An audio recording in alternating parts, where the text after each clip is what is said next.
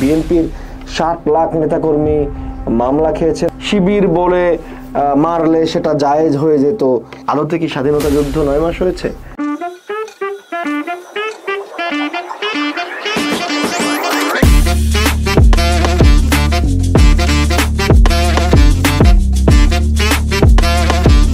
ষোলো বছর কি করেছেন?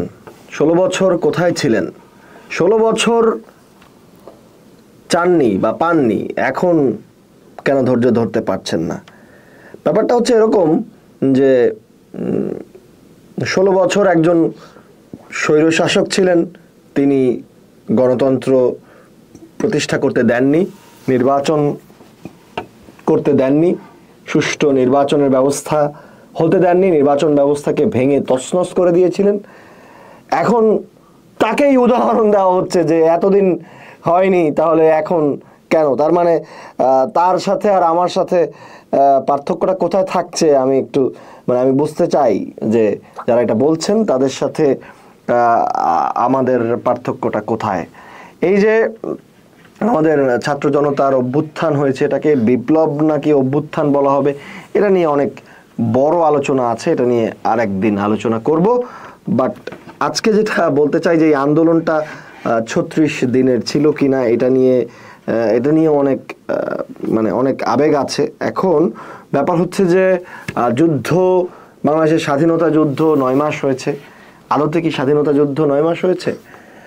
আমাদের যারা যে সমস্ত মা বোনেরা, আমাদের যে সমস্ত মা বোনেরা সম্ভ্রম হারিয়েছেন, নির্যাতনের শিকার হয়েছেন, ক্যাম্পে তুলে নিয়ে গিয়ে অত্যাচার করা হয়েছে, তাদের কি কোনো ভূমিকা নাই নাকি শুধু ওই 16ই ডিসেম্বর বা তার আগে পরে যারা যুদ্ধ করে পাকিস্তানকে আত্মসমর্পণ করতে বাধ্য করেছেন তাদেরকেই আমি শুধু ক্রেডিট দেব? এই যে দীর্ঘ তার আগের সেই 47 সাল থেকে পাকিস্তান আমাদের উপরে যে অর্থনৈতিক, সামাজিক বা রাজনৈতিক বৈষম্যগুলো করেছে, আমাদের ভোটাধিকার কেড়ে নিয়েছেন, আমাদের ভোটাধিকার প্রয়োগ করার পরেও নির্বাচিত সরকারকে ক্ষমতায় বসতে দেওয়া হয় নাই, এছাড়া গণহত্যা চালানো হয়েছে, আমাদেরকে নানাভাবে পিষ্ট করা হয়েছে, এগুলো কি এই সংগ্রামের কোনো পার্ট না? আমাদের বাংলা ভাষার জন্য, আমরা মাতৃভাষার জন্য বা রাষ্ট্রভাষার জন্য আমরা যে যুদ্ধ লড়াই করেছি, জীবন দিয়েছি, সেটা কি আমাদের স্বাধীনতার অংশ নয়? এটা কি আমরা অস্বীকার করতে পারি?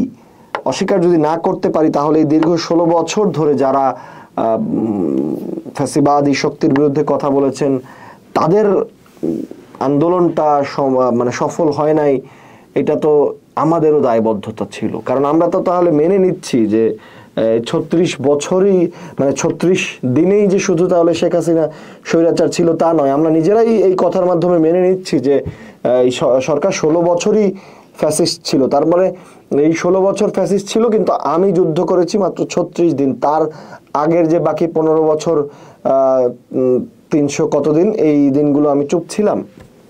ব্যাপারটা কি এটা দাঁড়ায়?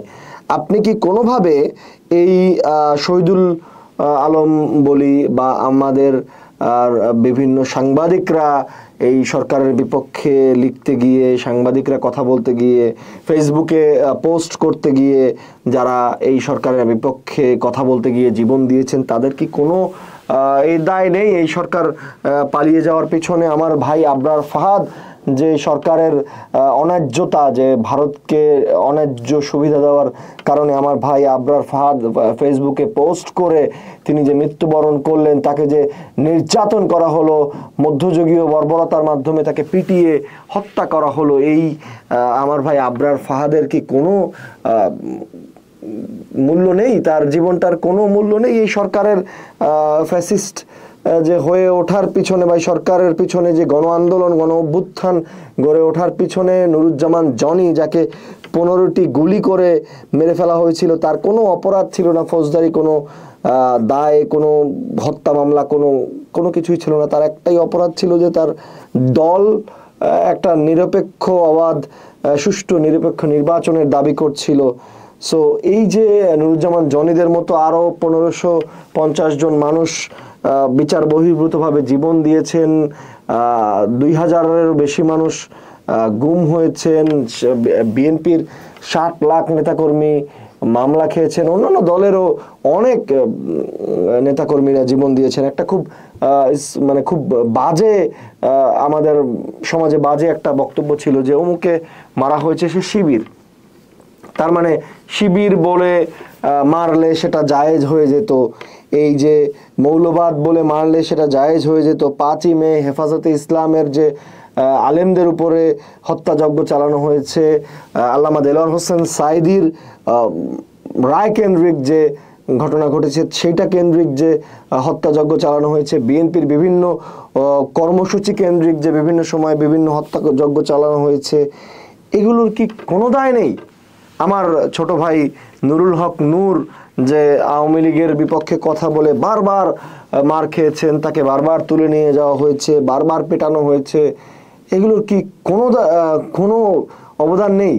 শুধু 36 দিনের আন্দোলনকেই যদি আমরা জাস্টিফাই করে ফেলি, তাহলে এই মানুষগুলো এতদিন ধরে যারা সংগ্রাম করেছে, লড়াই করেছে, সেটার কি কোনো দায় থাকবে না, কোনো অবদান থাকবে না? এই বিষয়গুলোকে আসলে আমরা যেভাবে মানে জাস্টিফাই করার চেষ্টা করছি, এটা আমার কাছে কোটা বলে মনে হচ্ছে। যে এই এই কাজটা করার পিছনে ওই যেটার জন্য আপনারা আন্দোলন করেছেন, শুরু করেছিলেন যে কোটা, সেই কোটাই আবার মনে হচ্ছে যে এইটার মূল কারণ। কারণ আপনি হয়তো ওই 36 দিনের আন্দোলনকে এই কারণেই গ্লোরিফাই করতে চাচ্ছেন যে এই 36 দিনের আন্দোলন অনেক বড় একটা আন্দোলন এবং এটাতে আপনার অনেক ভূমিকা ছিল এবং এই কারণে আপনাকে বিশেষ কোনো কিছু দেওয়া হোক। আপনাদের আন্দোলন, এই 36 দিনের অভ্যুত্থানকে বা এই জেনজেডের কানেকশনকে কেউ ছোট করতে চায় না। অবশ্যই আমি এটাকে গ্লোরিফাই করতে চাই অবশ্যই, কিন্তু সেটার পরে যে এই মানে একটা প্রজন্ম এসেছে যে রুহুল কবির রেজভী আহমেদ যে ইয়াতে ছিলেন, মানে তার পার্টি অফিসের সামনের একটি ছবি, এটা তো গণতন্ত্র হরণের, মানুষের বাক স্বাধীনতা হরণের একটা মানে খুব বাজে একটা দৃষ্টান্ত। সেটাকে আমরা ট্রল করার একটা মাধ্যম হিসেবে ধরে নিচ্ছি। বেগম খালেদা জিয়ার বাড়ির সামনের বালির ট্রাক, সেটাকেও আমরা মানে বিএনপিকে ট্রল করতে গিয়ে ওই যে তার উপরে যে নির্যাতনটা হয়েছে, সেই নির্যাতনটাকে আমরা সহজীকরণ করে ফেলছি। এটা খুবই খারাপ। এটা জাতীয় দৃষ্টিকোণ থেকে আমাদের জাতীয় জীবনে এটা খুব খারাপ কিছু বয়ে আনবে বলে আমি মনে করি। সবাইকে সম্মান যখন আমরা দিতে পারবো, তখনই আসলে আমার নিজের সম্মান প্রতিষ্ঠিত হবে, আমার নিজের অস্তিত্ব আমি খুঁজে পাবো যখন আমি মানুষকে সম্মান করতে চাইবো। তাই এই দীর্ঘ 16 বছর যারা লড়াই করেছেন, সংগ্রাম করেছেন, সকলের এই অবদান রয়েছে। এবং এই যে ভোটাধিকার, যেটা নিয়ে বারবার কথা হয়, একটা ভোটাধিকার যদি শেখ হাসিনা প্রতিষ্ঠা মানে করে ফেলতেন, বা শেখ হাসিনা যদি নিরপেক্ষভাবে ভোট দেওয়ার ব্যবস্থা করে দিতেন, তাহলে কিন্তু এই আজকের গণ অভ্যুত্থান, আজকের 2000 মানুষের এই হত্যা দেখতে হতো না। কারণ যদি সরকার মনে করে যে আর 5 বছর পরে আমাকে ভোটের সম্মুখীন হতে হবে, তাহলে কিন্তু কেউ আসলে স্বৈরাচার হয়ে ওঠার সুযোগ পায় না। সো এই 36 দিনের যে অভিনব অভূতপূর্ব আন্দোলন অভ্যুত্থান ছিল, এটা নিশ্চয়ই সম্মানের যোগ্য, কিন্তু সেটার পাশাপাশি 16 বছর কি করেছেন এই প্রশ্নটাও চরম অবমাননাকর, চরম লজ্জাকর। এই প্রশ্নগুলো যারা তোলেন, দয়া করে এগুলো বন্ধ করেন।